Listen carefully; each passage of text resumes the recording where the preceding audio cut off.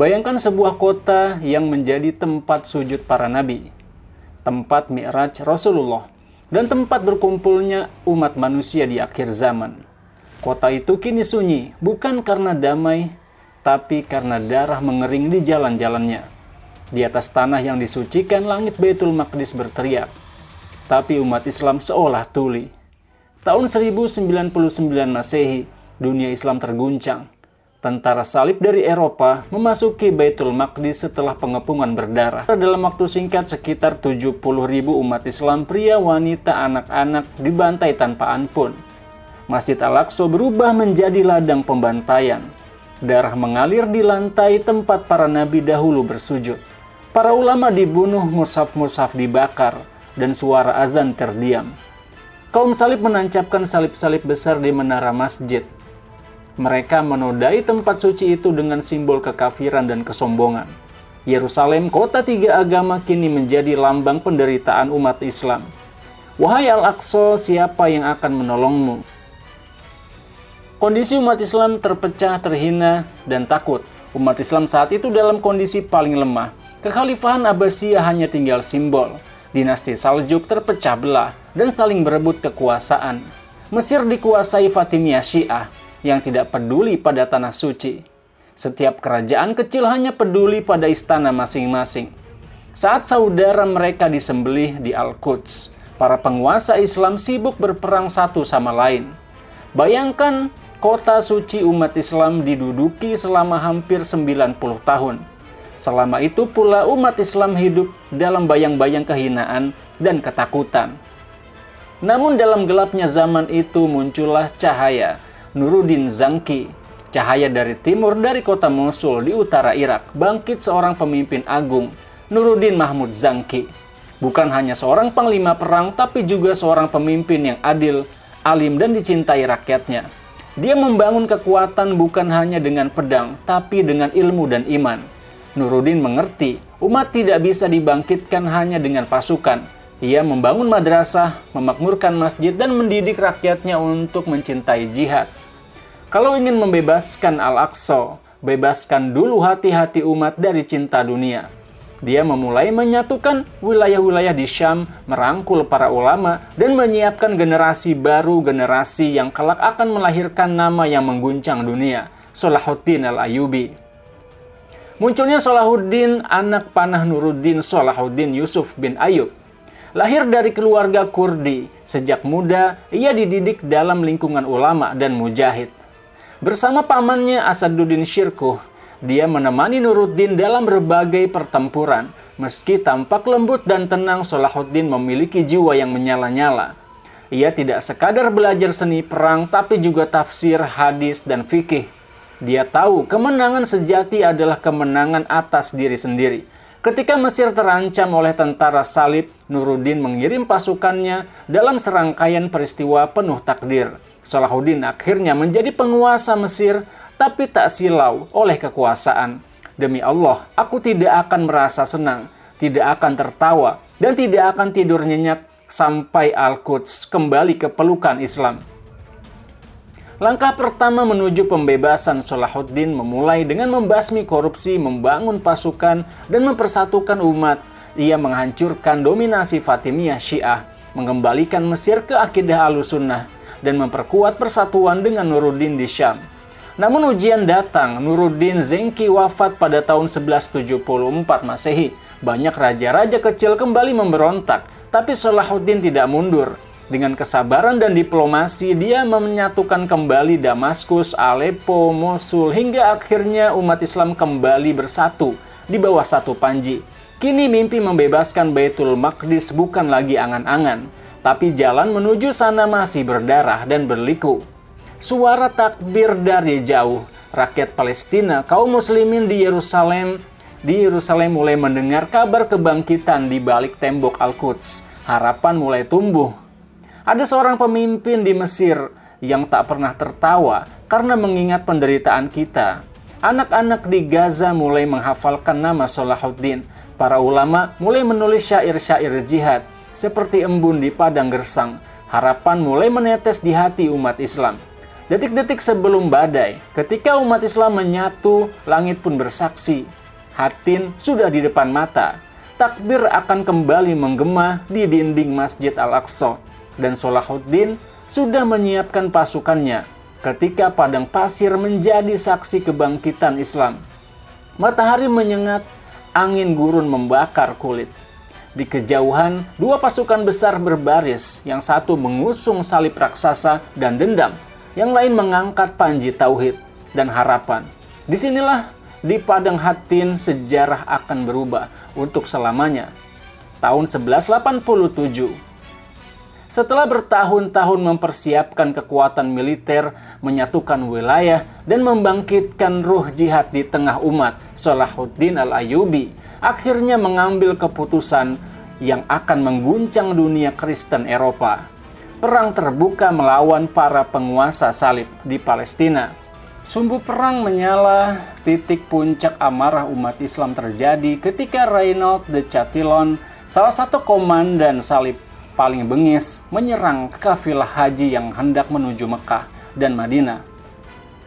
Ia merampas harta, memperkosa wanita, dan membunuh jemaah haji tanpa ampun. Saat utusan kaum muslimin datang memprotes, ia menjawab dengan arogan, "Suruh Muhammad, kalian datang membela sendiri." Ucapan ini menyulut api jihad di dada Salahuddin. Dia bersumpah, "Demi Allah, aku akan membunuh Reynaud dengan tanganku sendiri." Pasukan Islam berkumpul. Salahuddin menyebarkan seruan jihad ke seluruh negeri muslim, dari Mesir, Syam, Mosul, hingga Jazirah Arab. Ratusan ribu umat Islam menjawab panggilan itu. Para ulama, pedagang, bahkan petani ikut membawa bekal untuk para mujahid.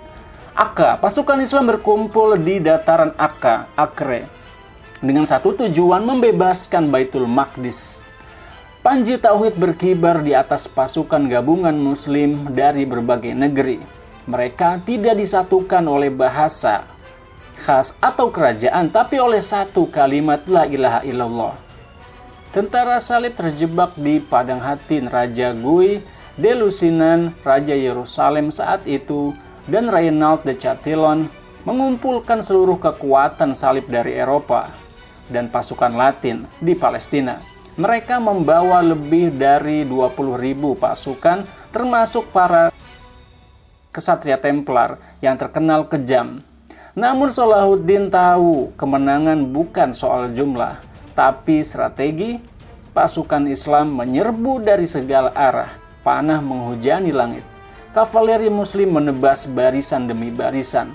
Pasukan salib terperangkap, tidak bisa mundur, tidak bisa menyerang. Kekalahan telak tentara salib pun terjadi dalam waktu beberapa jam saja. Pasukan salib dihancurkan total. Lebih dari 16.000 tentara musuh tewas, ribuan lainnya ditawan. Panji salib rubuh, salib suci yang mereka bawa dari Eropa, lambang kejayaan Kristen, direbut pasukan muslim. Raja Guy ditangkap, Reynaud de Chatillon dibawa ke hadapan Salahuddin. Salahuddin menawarkan air kepada Raja Guy sebagai bentuk belas kasih. Tapi ketika Reynaud juga ingin minum, Salahuddin menolak memberinya, sebab memberi minum berarti memberikan perlindungan. Lalu dengan tangan sendiri Salahuddin memenggal Reynaud, menggenapi sumpahnya dan membalaskan kehinaan terhadap Nabi dan kaum muslimin. "Aku tidak akan membiarkan orang yang menghina Nabi tetap hidup di bumi ini." Bara yang menjadi cahaya setelah perang Hattin. Tidak ada lagi kekuatan besar salib di Palestina. Semua kota di sekeliling Yerusalem satu persatu menyerah tanpa perlawanan. Penduduknya menyambut pasukan Islam dengan takbir dan air mata, bara yang menjadi mimpi yang nyata. Umat Islam yang selama hampir 1 abad hidup dalam kehinaan, kini mengangkat kepala mereka dengan bangga. Anak-anak kembali bernyanyi tentang kejayaan Islam. Ulama menulis syair dan khutbah tentang kemenangan. Hattin bukan sekadar pertempuran, dia adalah titik balik sejarah. Hattin bukan sekadar pertempuran, dia adalah titik balik sejarah. Hattin menunjukkan bahwa kehinaan bukan takdir. Umat yang bersatu pasti akan menang. Takbir lebih tajam dari pedang. Air mata para janda Yerusalem kini berganti dengan senyum harapan.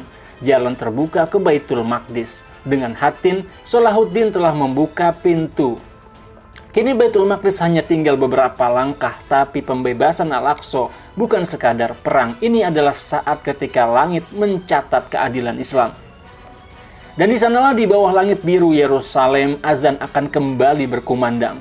Setelah nyaris 1 abad dibungkam, langit Al-Quds bersaksi. Ketika Salahuddin melangkah masuk, bumi bergetar oleh takbir.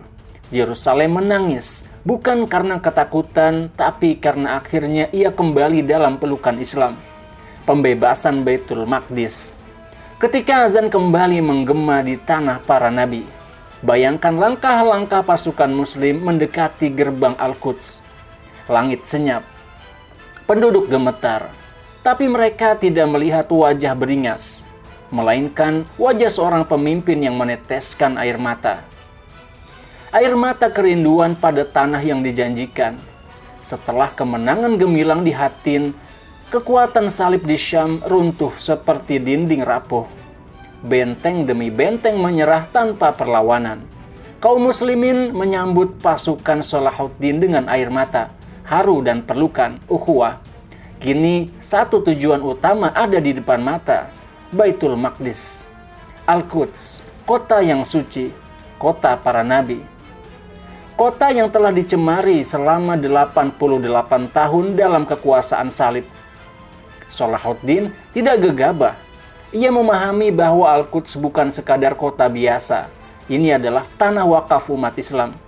Tanah tempat Rasulullah melakukan Isra Mi'raj.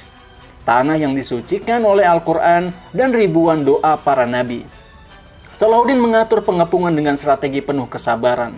Ia tidak ingin terjadi pembantaian sebagaimana yang dilakukan tentara salib pada tahun 1099. Ia ingin Al-Quds kembali ke tangan Islam tanpa tumpah darah. Kami bukan bangsa pembalas dendam. Kami adalah umat Muhammad yang membawa keadilan dan rahmat. Pengepungan Yerusalem, tekanan tanpa darah. Pasukan muslim mengepung Yerusalem dari segala penjuru. Jalur air diputus, jalur logistik dikendalikan, penduduk mulai kelaparan dan kehausan. Tapi Salahuddin tetap menahan serangan frontal. Dalam tekanan itu, Patriark Yerusalem akhirnya keluar dan menawarkan perundingan. Ia tahu pasukan Kristen tidak punya harapan, tapi ia takut penduduknya akan dibantai, seperti umat Islam dibantai 88 tahun sebelumnya. Salahuddin menjawab dengan lembut, "Kami bukan seperti kalian dulu. Kami tidak membunuh wanita dan anak-anak. Kami tidak mencemari tempat suci. Kami datang untuk mengembalikan kota ini ke tangan yang berhak dengan kehormatan." Perjanjian damai Baitul Maqdis.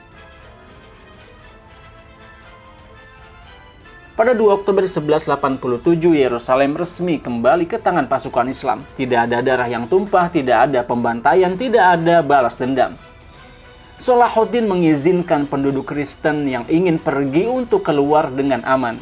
Ia bahkan menebus sebagian tawanan Kristen dengan uangnya sendiri, agar mereka tidak dijual sebagai budak. Umat Islam dari segala penjuru bersujud syukur. Baitul Maqdis telah kembali. Momen ajaib azan pertama setelah 88 tahun. Masjid Al-Aqsa dibersihkan dari simbol-simbol salib. Salib-salib raksasa diturunkan, dinding dan lantai masjid disucikan kembali. Lalu suara azan dikumandangkan. Allahu Akbar, Allahu Akbar. Suara itu menggema ke seluruh langit Yerusalem.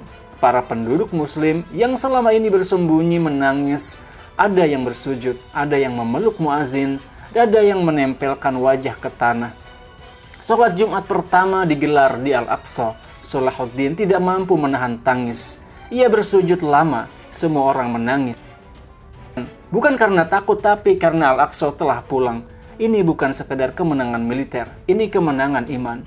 Kebesaran akhlak seorang Salahuddin yang membuat dunia terkejut. Bukan hanya kemenangan itu, tapi cara Salahuddin memperlakukannya. Ia tidak menghancurkan gereja, ia tidak memperkosa wanita, ia melindungi kaum Yahudi dan Nasrani yang tinggal di kota. Ia membuka kota bagi siapapun yang ingin hidup damai. Seorang sejarawan Kristen, Ernaud, menulis, tidak pernah ada penaklukan yang lebih manusiawi daripada pembebasan Yerusalem oleh Salahuddin. Gema kemenangan ke penjuru dunia. Dunia Islam bergemuruh dalam sukacita. Di Baghdad, khutbah Jumat penuh tangisan bahagia. Di Damaskus, anak-anak menari dan menyebut nama Salahuddin. Di Mekah dan Madinah, para ulama mendoakan agar kemenangan ini abadi. Di Eropa mereka terkejut dan terpukul. Mereka tidak menyangka pasukan salib bisa dikalahkan sedemikian telak. Paus di Roma langsung menyerukan perang salib ketiga. Namun Salahuddin berkata, biarlah mereka datang selama kita bersatu. Tak ada kekuatan di bumi yang bisa mengambil Al-Aqsa lagi. Pesan akhir Salahuddin, setelah pembebasan Yerusalem, Salahuddin tidak hidup dalam kemewahan. Dia tetap tidur di atas tikar. Tidak ada istana emas, tidak ada mahkota. Saat dia wafat tahun 1193, tidak ada biaya yang cukup untuk biaya pemakamannya. Harta kekayaannya habis digunakan untuk jihad dan membantu umat Islam. Dia menaklukkan Yerusalem tapi tak punya rumah mewah. Dia membebaskan Masjid Al-Aqsa tapi hidupnya sederhana. Dia meninggalkan dunia tapi namanya tetap hidup. Kebangkitan yang tak pernah mati. Baitul Maqdis telah jatuh dan bangkit, tapi kini dia menangis kembali dalam cengkeraman penjajahan, pengusiran, dan kehinaan. Lalu di mana kita hari ini? Salahuddin telah menunjukkan bahwa persatuan lebih kuat dari senjata, iman lebih tajam dari pedang, keadilan lebih menakutkan dari pasukan manapun. Kini Baitul Maqdis masih menunggu, azan masih menggema, tapi tangis juga belum berhenti. Apakah akan ada Salahuddin baru di zaman ini? Jika engkau tidak bisa mengangkat pedang, angkatlah pena. Jika tidak bisa menulis, doakan. Jika tidak bisa berdoa, sebarkan kisah ini. Tapi jangan pernah menjadi umat yang diam, karena sejarah tak mengenal orang-orang yang hanya duduk dan menonton.